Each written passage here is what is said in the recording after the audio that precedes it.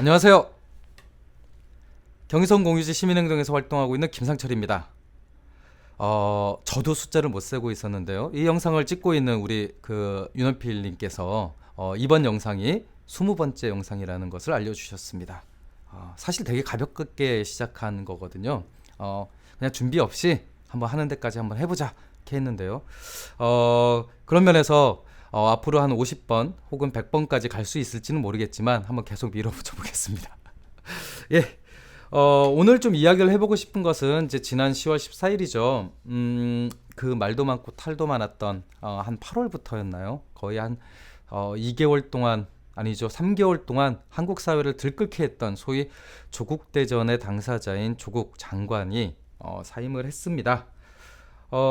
사실 저는 개인적으로 조국 장관의 자진 사퇴라고 하는 것은 이제 정해진 수순으로 봤습니다. 다만 이 자진 사퇴를 어느 시점에서 하는 것이 이제 가장 유리하다고 판단할 거냐라고 했을 때 저는 개인적으로는 총선을 앞두고 그래서 실제 이제 총선을 소위 조국을 둘러싼 어떤 논쟁의 2라운드로 만들지 않겠는가 했는데 이제 최근에 여론조사 결과를 봤을 때 오히려 이것을 끌고 가는 것이 여론에 더 부담이 된다라고 판단한 것 같습니다. 그러니까 결국엔 이제 자진 사퇴의 방식의 길을 찾게 된 것이죠. 사실 이런저런 이야기가 가능하겠지만 저는 딱 한 가지 부분을 좀 더 강조해서 이야기를 해보고 싶습니다. 조국 장관은 지난 10월 14일 그 담화문을 발표하면서 이런 제목을 했습니다. 검찰 개혁을 위한 불쏘시개의 역할은 여기까지입니다 라고 얘기를 했고, 전반적인 글 전반에 자신이 민정수석에서부터 최근 법무장관까지의 일을 다 검찰 개혁을 위한 하나의 과정으로 설명하고 있습니다. 즉 나는 검찰 개혁을 위해서 이 모진 길을 걸어왔다 이렇게 얘기를 한 셈인데요. 그럼 얼마큼 했냐? 이게 이제 관건인 거죠. 실제로 조국 장관이 그렇게 욕을 먹어가면서까지 하고자 했던 검찰 개혁의 방향이 뭐였느냐라고 하는 것이 결국엔 첫 번째 관전평이 되겠습니다. 그런 면에서 그 사퇴하는 날 동시에 발표된 내용이 있습니다. 검찰 개혁 추진 상황 발표문이라고 하는 내용인데요. 여기에는 이제 조국 장관의 취임 이후에 법무부 내에서 이제 추진해왔던 내용들에 대한 좀 브리핑이 나와 있습니다. 뭐 내용들을 보면은요, 뭐 이럴 겁니다. 다 언론에 나온 내용인데요. 특수부라고 하니까 특별수사부라고 하는 명칭을 폐지하고 이를 반부패 수사부로 변경한다. 그리고 지금 그 7개 지청에 있었던 특수부를 서울중앙지검, 대구지검, 광주지검 3개 청에만 존속시키겠다라고 하는 겁니다. 이거는 사실은 윤석열 총장이 발표했던 내용입니다. 변화가 없다는 거죠. 그리고 수사 대상을 검사장이 지정하는 사건에서 공무원의 직무 관련 범죄, 중요 기업 범죄 등으로 구체화하겠다라고 하는 내용이 포함이 되어 있습니다. 그리고 이런 내용들을 15일 국무회의에 상정하겠다는 내용이고요. 두 번째의 내용은 현행 인권보호 수사 준칙으로 되어 있는 훈령 수준의 내용을 일종의 인권보호 수사 규칙으로 해서 법무부령으로 상향하겠다라는 내용인데요. 뭐 여기의 내용은 또 기사화된 내용과 거의 흡사합니다. 뭐 1회 조사를 총 12시간을 초과할 수 없고 휴식 시간을 보장해야 되고 부당한 별건 수사를 하지 않도록 하고 뭐 모멸감을 주는 언행을 금지토록 하고 뭐 이런저런 내용들이 나와 있습니다. 그리고 피의사실 공표의 금지 방안은 10월 중에 확정해서 발표를 하겠다라고 얘기를 하고 있습니다. 예, 이게 답니다.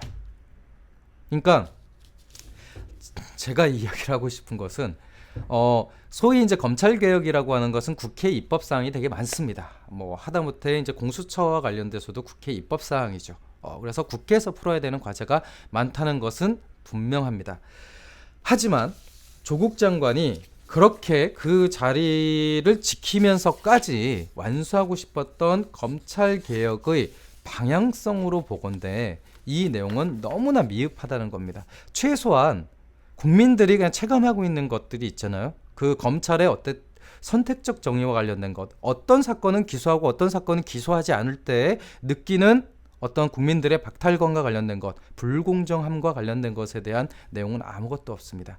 즉 국민들이 검찰의 기소 관련이나 혹은 수사 관련에 개입할 수 있는 국민의 참여와 관련된 내용이 전혀 없는 거고, 또 관련된 수사 과정이나 이런 부분에 대한 정보 공개와 관련된 내용도 없습니다. 그러니까 여전히 행정부의 외청에 불과한 검찰의 막강한 권한 자체는 유지되고 있다고 보는 것이 정확할 겁니다. 그런 면에서 도대체 왜 조국 장관은 이걸 하기 위해서 그 수많은 개인적 모욕을 감수하면서 버텼는지 모르겠고, 불쏘시개라고 하는데 도대체 이 정도 불을 피우기 위해서 그 학자로서 그리고 개인이 갖고 있던 그 명망까지 다 태워가면서 이렇게 할 문제였나 라고 하는 좀 회한이 드는 거죠. 저는 그런 면에서 검찰개혁은 다시 국민들의 손으로 떨어졌다고 생각을 합니다. 그러니까 서초동에 있는 촛불을 들었던 국민들은 조국이라고 하는 힘을 통해서 검찰개혁을 달성하고 싶었던 것일 겁니다. 하지만 조국이라고 하는 힘은 결국에는 굉장히 취약했고, 그리고 그것이 바라는 상은 우리의 기대에 못 미쳤던 것 같습니다. 그러면 어쩔 수 없는 거냐? 그렇진 않겠죠. 오히려 국민들이 바라는 검찰개혁을 좀 더 밀어붙일 시기가 된 거 아니냐. 소위 2기 검찰개혁에 대한 것들을 국민들이 주도권을 갖고 올 때가 된 것이 아니냐라는 고민입니다.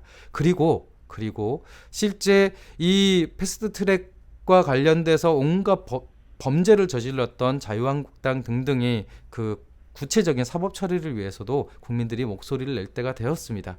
단순히 문재인 정권을 지키기 위해서, 조국 장관을 지키기 위해서 소위 자유한국당의 과 같은 그런 보수적인 정치 세력, 그리고 조중동과 같은 보수 언론들의 비위를 맞추는 것, 이제는 하지 않아도 된다는 겁니다.